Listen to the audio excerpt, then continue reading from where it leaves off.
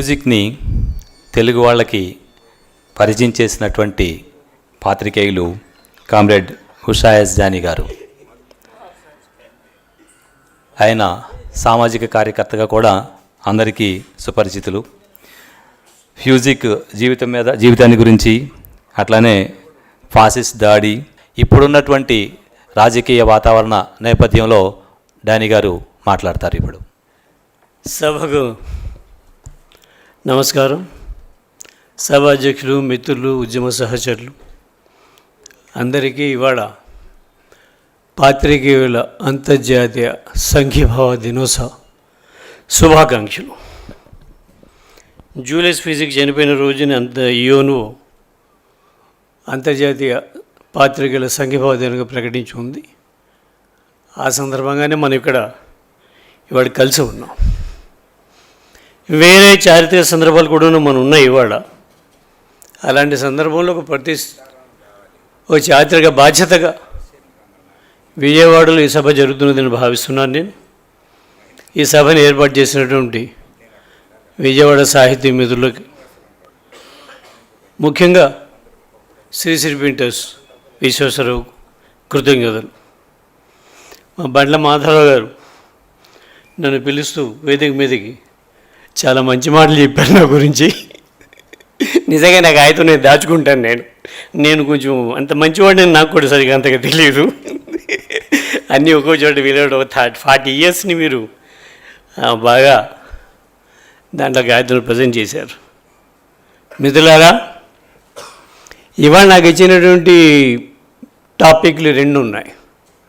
ఒకటి జూలియస్ ఫీజిక్, అతని నాజీ వ్యతిరేక పోరాటం. 2 ఫాసిస్ట్ దాడి, 2వ ప్రపంచ యుద్ధం. నిజానికి ఒక్కొక్క టాపిక్ మాట్లాడాలంటే ఒక్కొక్క పూట సమయం సరిపోదు. 2వ ప్రపంచ యుద్ధం చాలా విస్తారమైన విషయం. జూలియస్ ఫీజిక్ జీవితం కూడా మొదటి ప్రపంచ యుద్ధం నుండి 2వ ప్రపంచ యుద్ధం వరకు విస్తరించిన జీవితం. అవి 2 కలిపి చెప్పాలంటే అయ్యే పని కాదు, కానీ ఒక పూటలో 6 పూటలోను. అయితే ఒక బహిరంగ సభ యొక్క పరిమితుల దృష్ట్యా ఒక 30 నిమిషాల్లో నాకు తెలిసిన విషయాలు వాళ్ళ గురించి, వర్తమాన సమాజం గురించి మీ ముందు పెట్టే ప్రయత్నం చేస్తా. నాతో పాటు ఉన్నటువంటి వాళ్ళు, వేదిక మీద ఉన్నవాళ్ళు చాలా పెద్దవాళ్ళు ఉన్నారు. తమ్మినేని వీరభద్రం గారు, విశ్వేశ్వరరావు ఉన్నారు. నా ముందు ఉన్నవాళ్ళు కూడా చాలా పెద్దవాళ్ళు ఉన్నారు. మీకు అందరికీ 2వ ప్రపంచ యుద్ధం గురించి తెలుసు, మీ జూలియస్ ఫీజిక్ గురించి కూడా తెలుసు. అంచేత ఆ వివరాల్లోకి ఎక్కువ వెళ్ళకుండా ప్రధాన సంఘటనలు మాత్రమే మీ ముందు వివరించే ప్రయత్నం చేస్తాం. మన దేశంలో ఎమర్జెన్సీ తర్వాత, అంటే 1977 తర్వాత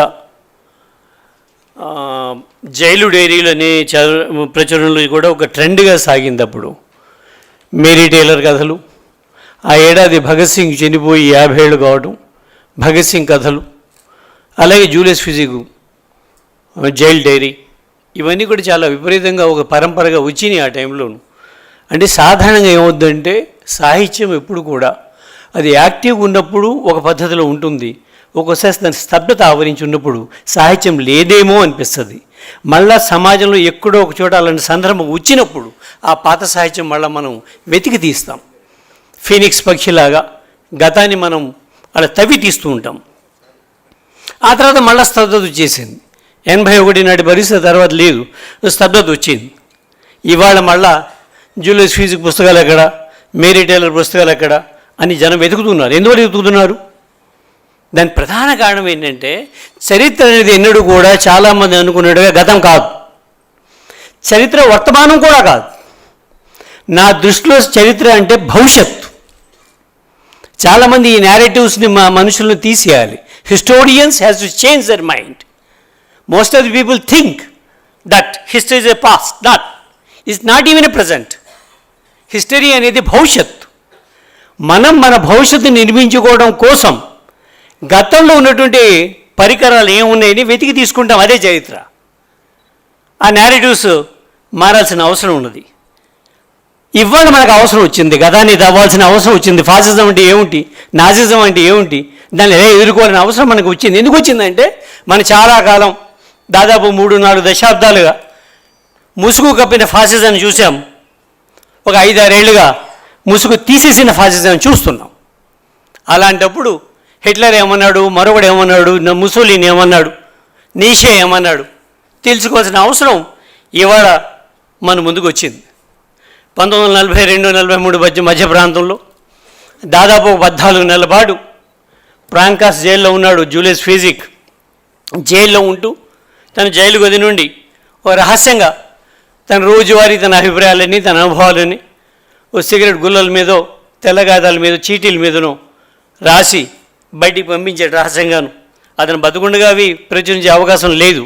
చనిపోయిన తర్వాత, రెండో ప్రపంచ యుద్ధం ముగిసిన తర్వాత, ఫాసిజం అంతమైపోయిన తర్వాత ఆ చీటీలని వాటిని అతని భార్య గుస్తా ఫ్యూజికోవా నోట్స్ ఫ్రమ్ ది గ్యాలోస్ అనే పేరుతోటి ప్రచురించింది.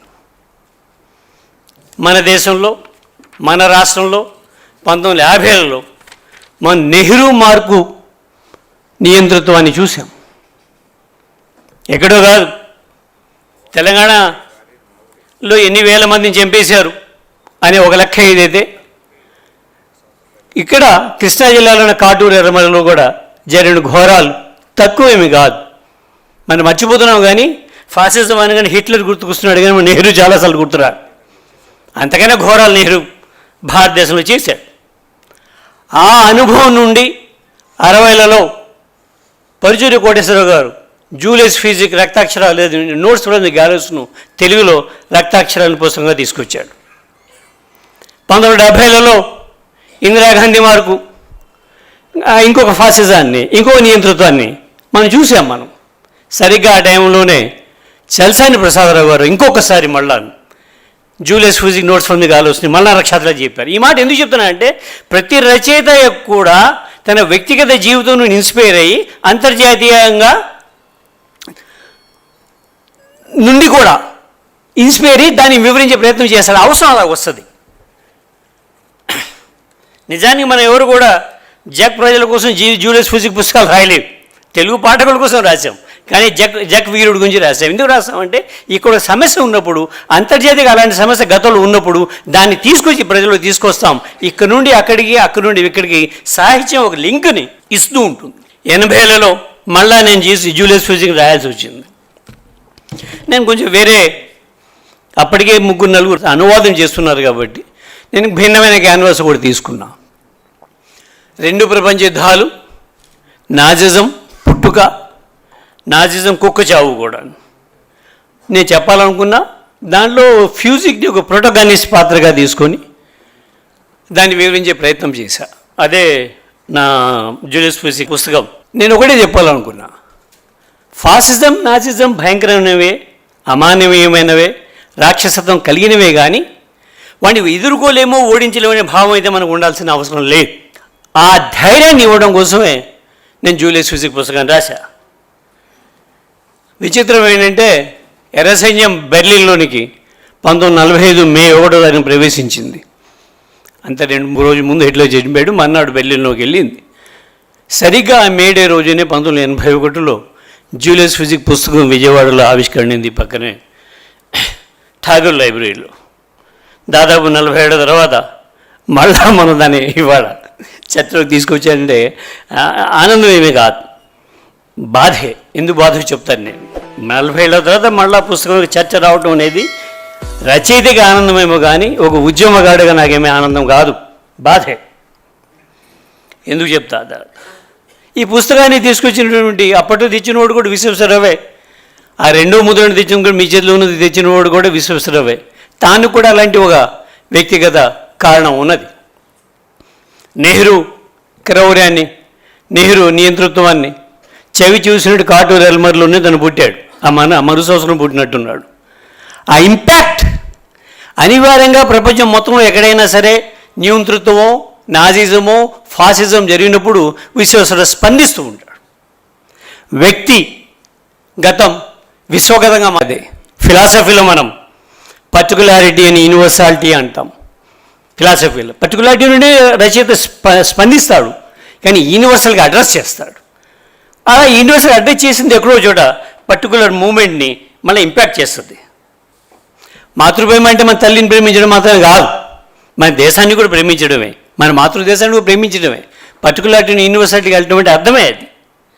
అయితే ఒకటి, నా దేశభక్తి వేరు, మోడీ గారి దేశభక్తి వేరు, అమిత్ షా గారి దేశభక్తి వేరు. ఇవాళ నా కథ ఇవాళ బాగా ఆవిష్కరిస్తారనుకుంటాను. అది ఆ కథ కూడా అలాంటిదే, డెస్టోపియన్ కథ. రచయితలు 2 రకాల కథలు రాస్తారు, మీకు తెలుసది. ఒకటి ఉటోపియన్ కథలు, 2 డెస్టోపియన్ కథలు. ఉటోపియన్ కథలు అంటే మనం ఆశించే సమాజం ఇలా ఉంటే బాగుంటుందని చెప్పేసి అనుకున్న కథలని ఉటోపియన్ కథలు అంటాం మనం. కాదు, ఈ సమాజం చాలా రాక్షసంగా పాలన సాగుతున్నది, ఇలాంటి సమాజం ఉండడానికి వీల్లేదు అని ఒక రచయిత రాసే రచనని డెస్టోపియన్ కథలు అంటాం మనం. డెస్టోపియన్ కథ సాధ్యమైనంత తొందరగా సమాజం చనిపోవాలనే రచయిత ఆశించి రాస్తాడు, ఈ సమాజం మారిపోవాలి అని రాస్తాడు. లూసన్ ఒకసారి వైల్డ్ గ్రాస్ పుస్తకం ముందు మాట రాస్తూ, ఈ పుస్తకం ఎంత తొందరగా తన రిలవెన్స్ని కోల్పోతే అంత మంచిది నాకు అని రాస్తాడు. సాధారణ రచయితలు ఏమనుకుంటా అంటే రాసి 100 ఏళ్ళు 1000 ఏళ్ళు నా పుస్తకం చదువుకుంటే పాఠకులు బాగుంటుంది అనుకుంటారు. కాదు, డెస్టోపియన్ రచయిత అలా అనుకోడు, ఈ సమాజం ఇలా ఉండడానికి వీల్లేదు, ఇది అవుట్డేటెడ్ అయిపోవాలి నా పుస్తకం అనుకుంటాడు. అందుకే సమాజం మారాలి, అది రచయితగా లక్ష్యంగా ఉంటుంది. మొదటి ప్రపంచ యుద్ధం ముందు కొద్దిగా ప్రాగ్ నగరంలో స్మెఖో అనేటువంటి కార్మిక వాళ్ళు జూలియస్ ఫీజిక్ పుట్టాడు. ప్రపంచ యుద్ధం ముగియటానికి 1 ఏడాది ముందు బెర్లిన్ జైల్లో చనిపోయాడు. కొలిమిలో ఉక్కు ఎట్లాగైతే రాటు తెలుతుందో జీవితకాలం అంతా కూడా అంతగా రాటు తెలుతూ వచ్చాడు చచ్చిపోయేంత వరకు. ఆయా సందర్భాలలో మంచి రచయిత అతను, ఒకటి కాదు, చాలా పెద్ద క్యాన్వాసే జీవితం. అంటే 40 ఏళ్ళలో చనిపోయాడు, కానీ క్యాన్వాస్ చాలా పెద్దది. ఒక రచయితగా మాత్రమే కాదు, అతను పాత్రికేయుడు, ఉద్యమగాడు, గని కార్మికుడు, నటుడు, గాయకుడు. అంత మాత్రమే కాదు, కమ్యూనిస్ట్ పార్టీ వ్యవస్థాపకుడు. జెకోస్లోవేకియాలో కమ్యూనిస్ట్ పార్టీ స్థాపించిన 3 తనొకడు. నాజీ కోర్ట్ రోలండ్ ఫెజ్లర్ జూలియస్ ఫీజిక్ని విచారం చేసిన చివరి జడ్జి బీహెడెడ్ అన్నాడు, తల తీసివేయండి ఇతంది అని చెప్పాడు. వ్యర్థశాలకు తీసుకెళ్ళి తల తీసివేయండి అని చెప్పాడు. అప్పుడు ఒక అద్భుతమైన మాట చెప్తాడు జూలియస్ ఫీజిక్, ఇప్పటికీ వింటుంటే గొల్లు గగుటుపడుతుంది. తల తీసివేసినంత మాత్రాన మనిషి అల్లుపడైపోడు అంటాడు.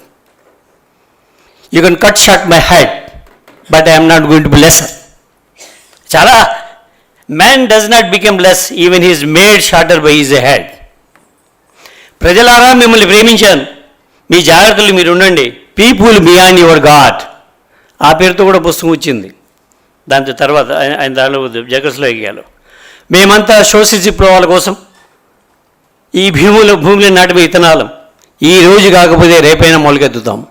మేమంతా మొలకెత్తపోవచ్చు, కానీ మారు కొందరు తప్పనిసరిగా మొలకెత్తుతారు. ఫాసిజానికి ముచ్చు, మనిషికి స్వేచ్ఛ, కమ్యూనిజానికి భవిత్వం. ఈ మాటలు వన్లైనర్స్. ఆయన జీవితకాలంలో పుస్తకాల్లో ఆ కాలం రాసిన వన్లైనర్స్ ఇప్పటికీ కూడా ప్రపంచాన్ని ఉత్తేజపరుస్తూనే ఉన్నాయి. అది చాలా మామూలు మాటలు కదా వన్లైనర్స్. లైనర్ అని సాంప్రదాయం ఉందో లేదో సాహిత్యంలో నాకు ఐడియా లేదు, కానీ నాకు నిన్ననే మళ్ళీ ఇంకోసారి చదువుతుంటే ఇవన్నీ వన్లైనర్స్ కదా అనిపించింది. ఈ మధ్యన చాలామంది వాడుతున్నారు రైటర్స్, వన్లైనర్స్ సాహిత్యంలో ఎక్కువగా వాడుతున్నారు. ఇవాళ మళ్ళా వర్తమానం చూసుకుంటే సాహిత్య నాజిజాన్ని ఫాసిజాన్ని అధ్యయనం చేయాల్సిన అవసరం మన ముందు చాలా ఎక్కువగా వచ్చింది. ఎందుకు వచ్చింది? ఏంటంటే మనం ఫాసిజాన్ని అనుభవిస్తున్నాం కాబట్టి. అప్పుడు మళ్ళీ 40 ఏళ్ళ క్రితం 50 70 ఏళ్ళ క్రితం ఉన్నటువంటి ఫాసిజం ఇలా పుట్టింది, ఎలా పెరిగింది, ఎలా చచ్చింది తెలుసుకోవాల్సిన అవసరం ఉంది. ఇటీవల కాలంలో చాలామంది లైబ్రరీల మీద పడి నీషేని, హిట్లర్ని, ముసోలినీని జర్మన్లో, ఇంగ్లీష్లో, మరో భాషలో చదివేసే ప్రయత్నం చాలామంది చేస్తున్నారు. అవసరం, కానీ నిజానికి భారతీయులు అంత దూరం వెళ్ళాల్సిన అవసరం లేదని నా అభిప్రాయం. ఎందువల్లంటే మన మనువే మహానుభావుడు మను, అతని చండాల సిద్ధాంతం అంటే టీఎస్లో రాసేవాడు సహా జర్మనీ చేరి ఫెడరిక్ నీషేని ఇన్స్పైర్ చేసింది. నీషే తర్వాత అతని చెల్లెలు ఎలిజబెత్ నీషే ఆయన రచనల్ని పొందుపరిచి హిట్లర్కి ఇచ్చింది. హిట్లర్ తెగ ఇన్స్పైర్ అయిపోయాడు మన మను సిద్ధాంతం చూసి. పెద్ద ఇన్స్పైర్ అయ్యి ఆ కట్టని తీసుకెళ్ళి కలెక్టెడ్ వర్క్స్ ఆఫ్ నేషన్ తీసుకెళ్ళి ఇంకో నియంత ముసోలినికి బర్త్డే కానుకగా ఇచ్చాడు. సో అంచేత మనం హిట్లర్ ఇప్పుడు జర్మనీ వెళ్ళి స్టడీ చేయక్కర్లా, ఇండియాలో ఉండి మనుశాస్త్రం చదివితే సరిపోతుంది. భారతదేశంలో మనం మనుశాస్త్రం చదివితే మనకు అర్థమైపోతుంది. నిజానికి ఫాసిజం, నాజిజం అనే పదాలు మనం ఇంకెంతకాలం వాడతాం చెప్పండి? జర్మనీ పదాలు లేదా ఇటాలియన్ పదాలు నిఘంటు అర్థంలో నాజిజం, ఫాసిజం అంటే కట్టెల మోపని అర్థం. జర్మనీలో ఫాసిజం, నాజిజం అంటే జాతీయ సోషలిజం అని అర్థం. ఆ అర్థాలతో వాడు ప్రవర్తించలేదు. హిట్లర్ అట్లా లేడు, ముసోలిని అట్లా లేడు, కేవలం ఆ పదాల్లో పెట్టుకున్నారు. మనకు తెలుసు, మీలో గుర్తుండేదైతే జాతీయ సోషలిజం ఇండియాలో కూడా ఉంది, గాంధీయన్ సోషలిజం పేరుతో ఉంది. గుర్తుందా మీకు ఎవరికైనా? 1980లో భారతీయ జనతా పార్టీ ఏర్పడినప్పుడు దాని యొక్క రాజకీయ సిద్ధాంతం గాంధీయ సోషలిజం అని చెప్పుకున్నది. సరిగ్గా హిట్లర్ నాజిజం నుండి తీసుకునేది పదమే అది. నేను ఆ డీటెయిల్లో వెళ్తే మళ్ళీ ఇంకో ఎపిసోడ్ అయిపోద్ది కాబట్టి ఆర్ఎస్ఎస్కి హిట్లర్కి ఉన్న సంబంధాలు చాలా పెద్దగా అదొక ఎపిసోడ్ అయిపోద్ది. కానీ నాకు ఇచ్చిన 30 నిమిషాల్లో చెప్పలేను కాబట్టి అక్కడికి ఆపేస్తున్నాను. కానీ తరచుగా ఆర్ఎస్ఎస్ వాళ్ళు కాంగ్రెస్ పార్టీను, సోనియా గాంధీను ఇటాలియన్ బ్యాచ్ అంటుంటారు. వీళ్ళు మక్కి ఇటాలియన్ ఇంపోర్ట్ చేసుకున్నారు. 1925లో హిట్లర్ మెయిన్ క్యాంప్ విడుదలైంది. 1925లో భారతదేశంలో ఆర్ఎస్ఎస్ పుట్టింది. 1938లో న్యూరెంబర్గ్ చట్టాన్ని హిట్లర్ తీసుకొచ్చాడు. I and we our nation define Guruji Golwalkar రాశారు అదే సంవత్సరం. అదే ఆ చట్టం ఇక్కడ దింపారు వాళ్ళు. అక్కడ అన్యులు అని ఆయన రాసి, ఇక్కడ ముస్లిమ్స్ అని రాశాడు. ఫాసిజం మనుషులని మనము, వాళ్ళు, ఇతరులు అనే పద్ధతిలో రెండుగా డివైడ్ చేస్తుంది. అలాగ మాత్రమే అది బతకగలుగుతుంది. మనం కమ్యూనిస్టులు వర్గం అన్నట్టుగాను వాళ్ళు, మనము, వాళ్ళు అని మొదలుపెట్టి జరుగుతాయి. అయితే ఒక గడబడి ఉన్నది. 1984లో ఇందిరాగాంధీ హత్య, ఆ తర్వాత సిక్కులు ఊచుకున్న తర్వాత కామ్రేడ్ కేవి రమణారెడ్డి గారు మతవర్గ తత్వము అనే పుస్తకాన్ని రాశారు. మనలో చాలామంది చదువు ఉండరని నా నమ్మకం. మనలో ఉన్నటువంటి హ్యాంగ్ ఓవర్ ఏంటంటే, ఎక్కువ మంది మార్క్సిస్టులకి, దయచేసి విమర్శ చేయడం లేదు కానీ ఓ సూచన చేస్తున్నాను అనుకోండి, మనలో ఉన్నది హ్యాంగ్ ఓవర్ ఏంటంటే క్లాస్ మాత్రమే మనం పట్టించుకోవాలి, మతాన్ని కులాన్ని మనం పట్టించుకోకూడదు హ్యాంగ్ ఓవర్ ఎక్కువ మంది కమ్యూనిస్టుల మీద ఉన్నది భారతదేశంలో ముఖ్యంగా. అంటే నాస్తికులు కావాలి కమ్యూనిస్ట్ కాకముందు అనే అభిప్రాయం మనలో చాలామంది బలంగా ఉన్నది. దీన్ని పటాపంచలు చేస్తూ కేవీ రమణారెడ్డి గారు మతం కూడా ఒక వర్గంగా ఉంటుంది అని చెప్పేసి అభిప్రాయం ఉన్నాడు. దాంతో కాదు, కొంతమందికి భేదాభిప్రాయాలు ఉన్నాయి. కానీ మొన్నటి ఎన్నికలు ఆ భేదాభిప్రాయాల్ని పటాపంచలు చేసినాయి. మొన్నటి లోక్సభ ఎన్నికలు పార్టీల మధ్య జరిగే ఎన్నికలు కావు.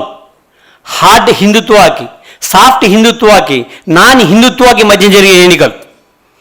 అలాగే విశ్లేషించుకుంటే మాత్రమే మొన్నటి ఎన్నికల ఫలితాలు మనకు అర్థమవుతాయి. కానీ ఇంకో పద్ధతిలో ఏ పార్టీకి ఎన్ని ఓట్లు వచ్చినాయి, ఎలా వచ్చినాయి లెక్కేస్తే ఆ లెక్కలు ఎప్పటికీ తేలవు.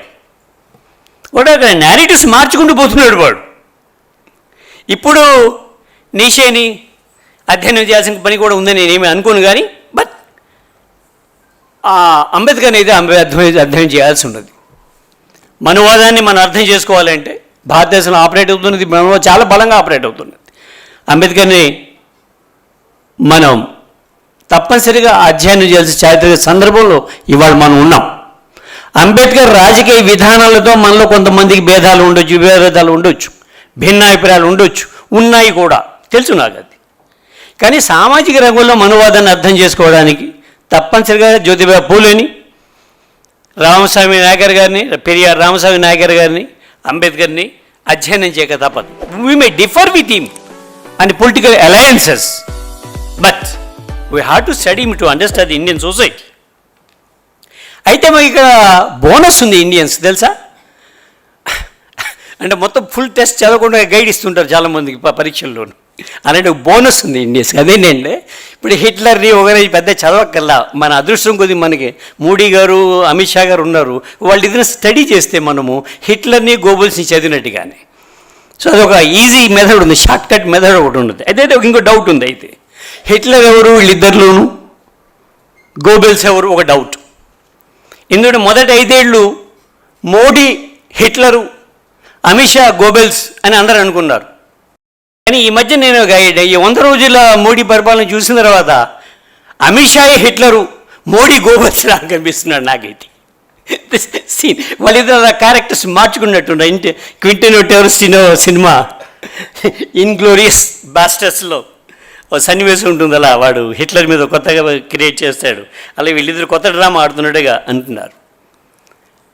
రెండో ప్రపంచం తర్వాత బ్రిటన్ మార్క్సిస్ట్ సిద్ధాంతవేత్త Rajani Palme Dutt fascism at the social revolution అనేటువంటి చాలా గొప్ప పుస్తకం, 350 పేజీల పుస్తకాన్ని ఆయన రాశాడు. ఇంటర్నేషనల్ కమ్యూనిస్ట్ కమిటీకి దాన్ని సమర్పించాడు. ఆ పుస్తకం ఇప్పుడు కూడా చాలా రిలవెంట్ పుస్తకం. మిగతా ఏ పుస్తకాల కన్నా కూడా ఆ పుస్తకాన్ని ఒకసారి చదివితే మనకి Marxist approach towards fascism and Nazism మనకి బాగా అర్థమవుతుంది. కమ్యూనిస్టు సాంప్రదాయాన జనరల్గా అవగాహన ఏమిటంటే, కమ్యూనిస్టులు ఉండింది అప్పటి వరకు కూడాను పెట్టుబడిదారీ వ్యవస్థ అత్యున్నత దశకి చేరిన తర్వాత అప్పుడు ఉత్పత్తి శక్తులకి ఉత్పత్తి సంబంధాలకు వచ్చేటువంటి ఘర్షణ తర్వాత సోషలిజం వస్తుందని అనుకున్నాం. అలాంటి అనుకూలత ఎక్కువగా లండన్లో ఇంగ్లాండ్లో ఉన్నట్టుగా కార్ల్ మార్క్స్ కూడా భావించాడు. కానీ అలా జరగల. పెట్టుబడిదారి యొక్క స్థాయిల్లో 3వ స్థానంలోనూ 4వ స్థానంలో ఉన్నటువంటి రష్యాలో సోషలిస్ట్ విప్లవం మొదటి వచ్చింది. సరిగ్గా రజనీ పామిదత్ గారు ఏమంటారంటే, సరిగ్గా అట్లాగే ఫాసిజం నాజిజం కూడా అలాగా హయ్యెస్ట్ పొజిషన్ ఉన్న ఎకానమీలో కాకుండా, ఆర్థిక వ్యవస్థలో కాకుండా బలహీనంగా ఉన్నటువంటి పెట్టుబడిదారి ఆర్థిక వ్యవస్థలో వచ్చే అవకాశం ఉన్నది అని చెప్తాడు ఆయన. అందువల్లనే ఆనాడు బలహీనంగా ఉన్నటువంటి జర్మనీ, ఇటలీలో వచ్చిందని సూత్రీకరిస్తారు. అది నిజమే. అమెరికాలో చైనాలో కన్నా కూడా ఇండియాలో ఫాసిజం వచ్చే అవకాశాలు ఎక్కువగా ఉన్నాయని రజనీ పామిదత్ అభిప్రాయం. ఆ మాట ఆయన అనలేదు, కానీ దాని యొక్క అన్వయం సాగితే కనుక ఆ మాట ఆయన చెప్పాడు అనేటువంటి అర్థం వస్తుంది. ఆయన దాంట్లో రజనీ పామిదత్ ఇండియా ప్రస్తావన లేదనుకోండి. జనరల్గా ఏమవుతుందంటే, డెమోక్రాటిక్ సిస్టానికి ఫాసిజానికి తేడా ఏమిటంటే, డెమోక్రాటిక్ సిస్టంలో పవర్ అంతా ఒక చోట లేకుండా 3 విభాగాలకి తీసుకొచ్చారు. న్యాయ వ్యవస్థకి, కార్యనిర్వాహక వ్యవస్థకి, చట్ట నిర్మాణ వ్యవస్థకి. ఫాసిజం ఏం చేస్తుందంటే ప్రభుత్వాన్ని, కార్పొరేట్ని కలిపేస్తుంది. డెమోక్రాటిక్ సిస్టమ్ 3ని విడగొడుతుంది, 3కి హక్కుని పంచుతుంది, 3కి బాధ్యతలు పంచుతుంది. కాదు, కార్పొరేట్ అండ్ గవర్నమెంట్ 2 ఏకమైపోతుంది. ఈ మాట ఎవరో చెప్పలా, వాళ్ళు చాలా గొప్పోళ్ళు. మళ్ళా హిట్లర్ కానీ ముసోలిని కానీ, ముసోలిని స్వయంగా చెప్పాడు, fascism should more appropriately be called కార్పొరేటిజం because it is a merger of state and the corporate power అన్నాడు. వాడే ముసోలిని అన్న ఈ మాట. ఇది definition given by Mussolini himself. మన కార్పొరేట్ నాజిజం ఫాసిజం అంటే ఏం కాదయ్యా, ప్రభుత్వము కార్పొరేట్లు కలిసిపోవటమే అన్నాడు. లేదా మనకి మామూలు భాషలో చెప్పుకోవాలనుకుంటే ముఖేష్ అంబానీను మోడీ గారు కలిసిపోవటం అని, ఆదానీ గారును లేదా మన అమిత్ షా గారు కలిసిపోవటం అని. 370ని తీసేస్తారు ఆగస్ట్ 6న. ఆగస్ట్ 12న Reliance Industries general body meeting జరుగుతుంది. జనరల్ బాడీ మీటింగ్లో నేను పెట్టుబడులు పెడుతున్నా, దానికోసం టాస్క్ ఫోర్స్ ఏర్పాటు చేసిన ముఖేష్ అంబానీ అంటున్నాడు. ముఖేష్ అంబానీ కోసం 370 తీసేశారా? 370 తీసిన ముఖేష్ అంబానీ అక్కడ డబ్బులు పెట్టాలనుకున్నాడా? Big question. ఆలోచించండి, అలా ఆలోచించాల్సిన అవసరం ఉన్నది. 5 ట్రిలియన్కి తీసుకెళ్తున్నాను ఇండియానే 5 years మాట్లాడతాడు ఆయన. 5% జీడిపి రేట్ లేదు నీది, 14% పైన ఉంటే కానీ భారతదేశం 5 million వెళ్తాం కుదరదు. 2.75 trillion నీది ఇవాళ వ్యవస్థ. 10.8 2010లో ఉన్నటువంటి దాన్ని నువ్వు తీసుకొచ్చి 5కి తీసుకొచ్చావు. ఈ 5 కూడా 5 కాదు 4 అని యశ్వంత్ సిన్హా అంటున్నాడు. నువ్వు 5 trillion అంటావు. నువ్వు మాట్లాడతావు. ప్రధానమంత్రి ఎర్రకోట బుర్జి మీద నిలబడి ఆ మర్నాడు అమిత్ భాయ్ ఏమైనా చేయకూడదు ఈ దేశంలో, ఫైట్ డీలింగ్ చాలా దగ్గరలో ఉన్నామని ముఖేష్ అంబానీ అంటాడు. ఎవడి భాష మాట్లాడుతున్నాడు ఈ దేశంలో? గతంలో ఈ భాష మాట్లాడారా కార్పొరేట్లో? పొలిటికల్ భాష కార్పొరేట్లు మాట్లాడా? వాళ్ళది వీళ్ళు మాట్లాడుతున్నారు, వీళ్ళది వాళ్ళు మాట్లాడుతున్నారు దశలో మనం ఇవాళ ఉన్నాం. ఏం చేస్తుంది మా ఫాసిజం? రెండు పనులు చేస్తుంది. ఒకటి ఆర్థిక పని చేస్తుంది, రెండు సామాజిక పని చేస్తుంది. మన కర్మ ఏంటంటే, భారతదేశం ఒక దురదృష్టం ఏంటంటే, ఆర్థిక రంగాన్ని గురించి మాట్లాడేవాళ్ళు సామాజిక రంగాన్ని పట్టించుకోరు, సామాజిక రంగాన్ని మాట్లాడేవాళ్ళు ఆర్థిక రంగాన్ని పట్టించుకోరు. ఇంకో మాటలు చెప్పాలంటే, మార్క్సిస్టులు క్లాస్ గురించి మాట్లాడతారు, క్యాస్ట్ గురించి మాట్లాడరు. క్యాస్ట్ గురించి మాట్లాడే అంబేద్కరిస్టులు మా దగ్గర క్లాస్ గురించి మాట్లాడరు. వీళ్ళు శత్రువర్గం. ఎవరైతే ఇద్దరు కలవాలో చారిత్రకంగా వాళ్ళిద్దరు రెండు శిబిరాలుగా ఉంటారు. అదే ప్రాబ్లం. అది ఎవరు చేశారు, వాళ్ళ ప్రయోజనాలు ఏమున్నాయన్నది వేరే సంగతి. Economic part of the fascism ఏమిటంటే, దేశ సహజ సంబంధం ఒకటి కట్టబెట్టేస్తారు. అంటే భూమి, అడవులు, ఖనిజాలు, కొండలు, లోయలు, నదులు తదితర అన్ని వనరులను కూడాను ఒకటి కట్టబెట్టేస్తుంటారు. ఇది కొద్దిగా కష్టంగా ఉందనుకోండి మీకు అర్థం కావడానికి. నేను అసలు తెలియక కూడా చెప్పగలను. దేశంలో ఉన్నటువంటి రేవు పట్టణాలు అన్నింటి కూడా ఆడానికి అప్పచెప్పేస్తారు. అప్పుడు అర్థమవుతుంది కదా మనకి. మన రాష్ట్రంలో కూడా ఒకదాని ఈ మధ్యన అప్పచెప్పేశారు రేవుపట్నాన్ని. ఈ మధ్యనే 10 రోజులు 15 రోజులు కూడా కాలేదు. అదే దేశంలో రేవుపట్నాలు కూడా ఆదానికి అది ఇచ్చేస్తాం మనం. కాశ్మీర్ని ఈశాన్య రాష్ట్రాలనేమో ముఖేష్ అంబానీకి ఇచ్చేస్తాం మనం. ఇది ఫాసిజం చేసే పని. అయితే ఇలా ఇచ్చేయటాన్ని జనాభాలో ఉన్నటువంటి సామాన్య ప్రజలు ఒప్పుకోరు. వాళ్ళు అడ్డుపడతారు, ఖండిస్తారు. ఇప్పటికీ కాశ్మీర్లో మీరు కర్ఫ్యూ తీసేలా వాడు ఏమని కూడా తెలియదు. కాశ్మీర్ నేనేం తీసుకున్నారు మీరు కరెక్టే. కాశ్మీర్లో కూడా ఏమన్నా తెలియదు మనకి, ఇప్పటికీ తెలియదు. నువ్వు అంత భయపడుతున్నావు. దాదాపు 400-500 మంది ప్రధాన రాజకీయ నాయకుల్ని లోపల పడేసి హౌస్ అరెస్టులు పెట్టి జైళ్ళలో పెట్టిపోయిన హౌస్ అరెస్టులు పెట్టి మిగతా కార్యకర్తల్ని, కురవాడని, యువకుల్ని జైళ్ళలో పెట్టి ఇప్పటికి కూడా మనకేం తెలియదు. అప్పుడు జనం తెలియబడినప్పుడు ఏం చేస్తుంది గవర్నమెంటు? లాఠీలని, తుపాకుల్ని, పోలీసుల్ని, ఉరికొయ్యని, జైళ్ళని వాడుతుంది. ఇవి వాడినంత మాత్రాన కూడా జనంలో మార్పు ఏం రాదు. ప్రపంచంలో ఎక్కడా కూడా పోలీసులు, లాఠీలు, తుపాకులు ఏ సమస్యను పరిష్కారం చేయాల. దాని వ్యతిరేకత పెరుగుతూ వచ్చింది. ఎక్కడైనా చూసుకోండి మీరు. అది అప్పుడు ఏం చేస్తారంటే, అలాంటి అంతరిద్ధం వచ్చే ప్రమాదం ఉంది కాబట్టి అప్పుడు ఏం చేస్తారంటే వాళ్ళు ప్రజల్ని చూసే ప్రయత్నం చేస్తారు. మత మైనార్టీల్ని బూచలుగా చూపెట్టి మిగతా వాళ్ళందరూ కూడా జాతీయ ఉన్మాదంలోకి తీసుకువెళ్ళి ఓటు బ్యాంకుని విస్తరింపజేసుకుని తమ అధికారాన్ని నిలబెట్టుకునే ప్రయత్నం చేస్తారు. అనేక అస్తిత్వాలు ఉంటాయి మన మనుషుల్లోనూ. వాటి ద్వారా చీల్చడం చాలా ఈజీ. ప్రతి మనుషులు కూడా ఏదో ఓ ప్రాంతీయ వాదం ప్రాంతీయ అస్తిత్వాలు ఉంటాయి, భాషాపరమైన అస్తిత్వాలు ఉంటాయి, మతపరమైన అస్తిత్వాలు ఉంటాయి. అనేక అస్తిత్వాలు మనకు ఉంటాయి. మైదానానికి కొండలకి మధ్యన, మైదానానికి అడవికి మధ్యన అస్తిత్వాలు ఉంటాయి.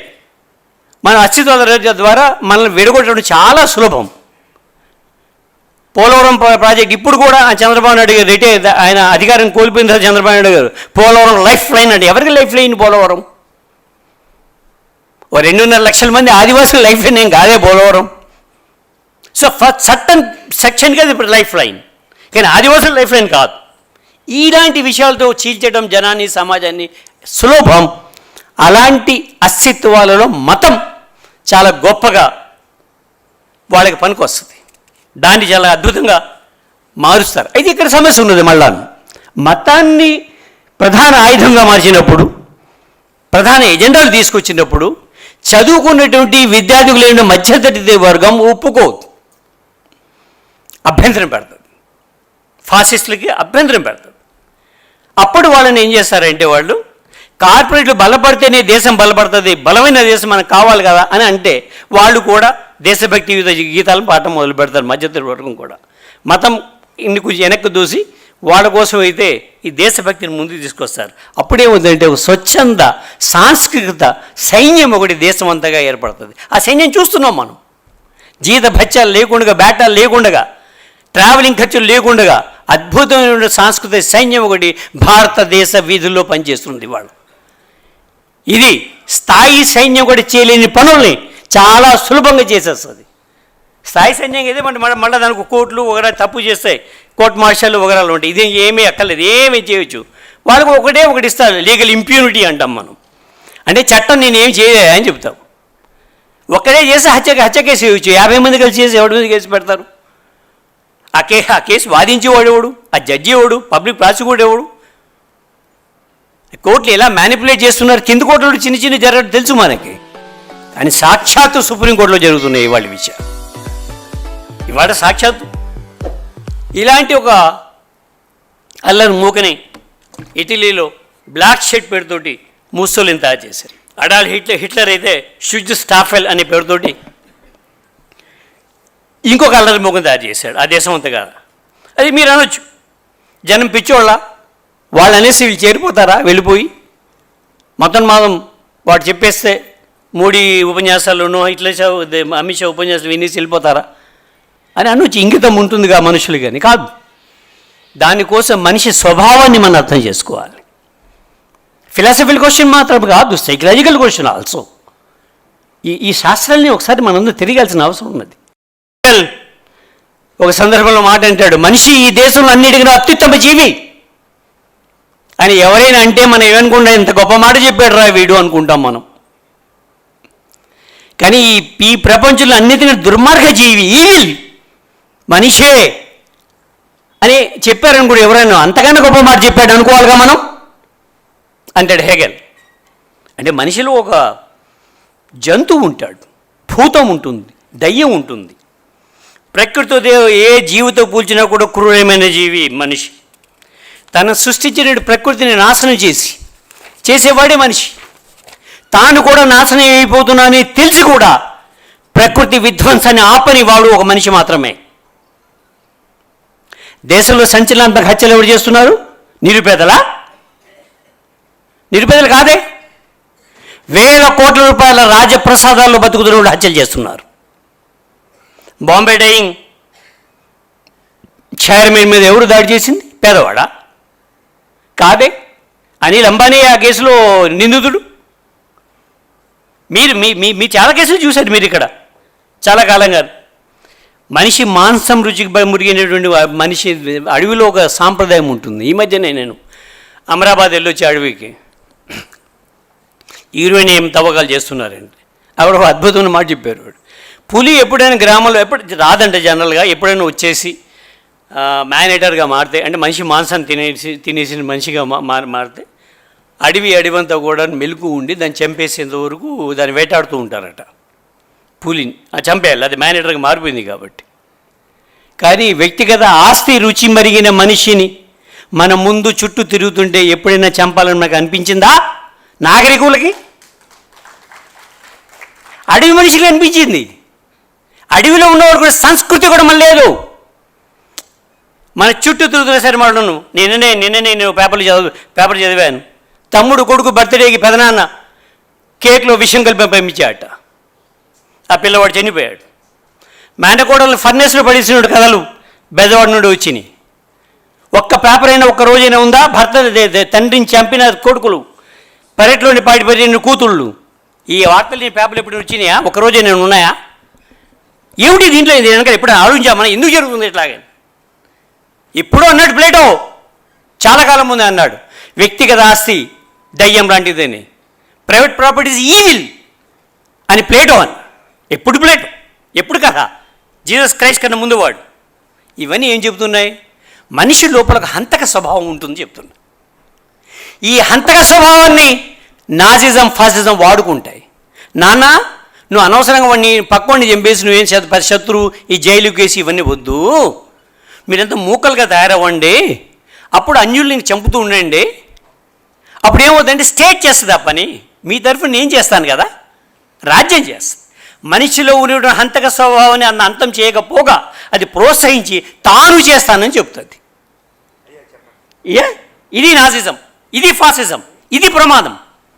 హిట్లర్ అయితే ఇతరులు ఎవరో చాలా స్పష్టంగా చెప్పేశాడు, యూదులు అన్నాడు.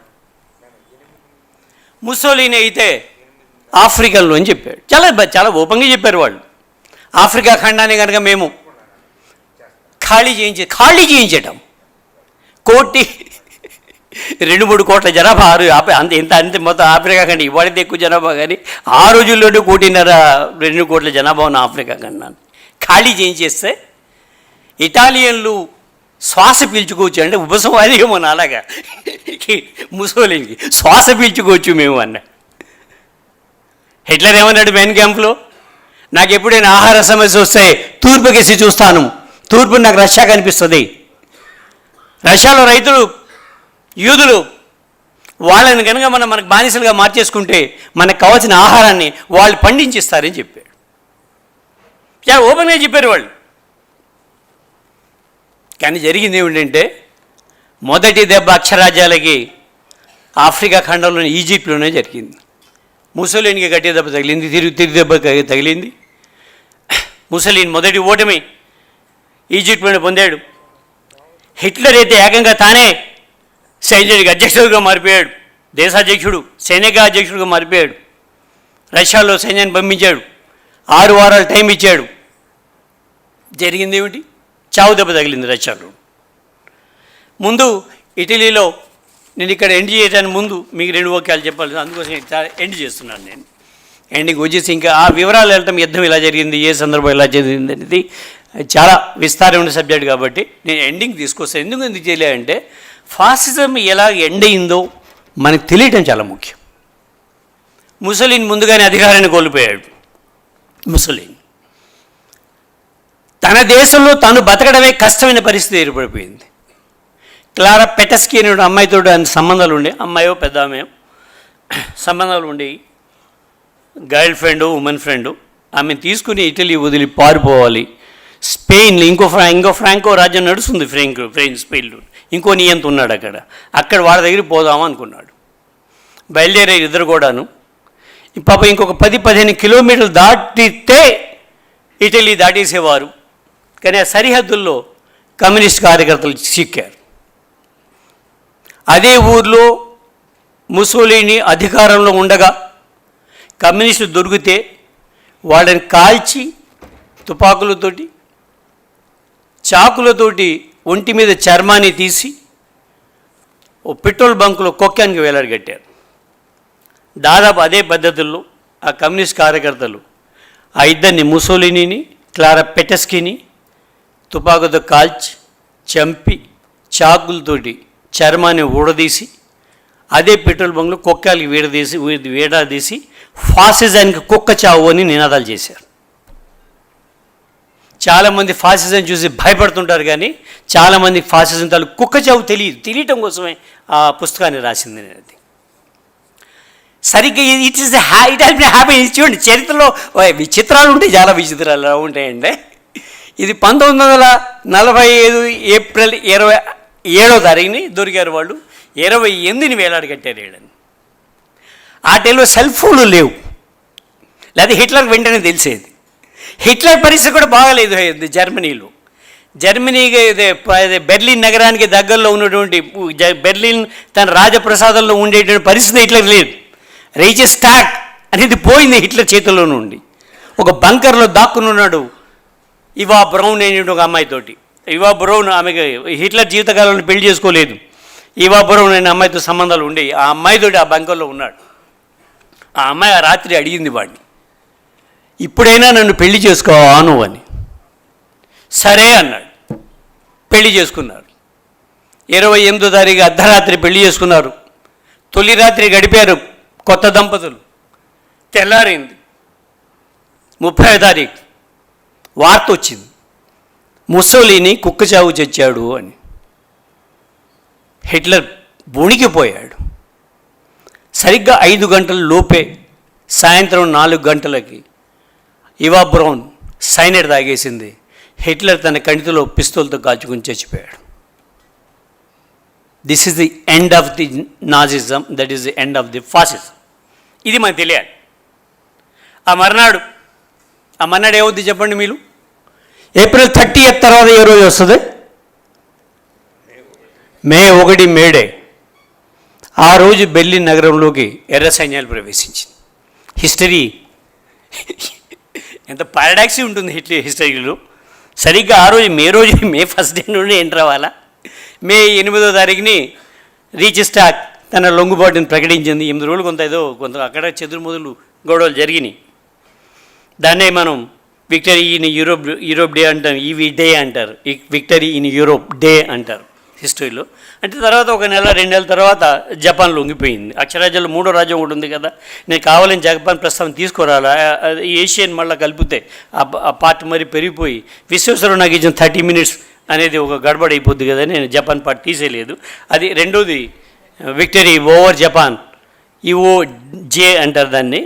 ఆ డే ఒకటి జరిగింది మనకి. అది ఆ రెండోది ఒక 2 నెలల టైం ఉన్నది, మధ్యలో హీరోషిమా నాగసాకి వగరాలు ఉన్నాయి, అవి 1 or 2 months గ్యాప్లు ఉన్నాయి.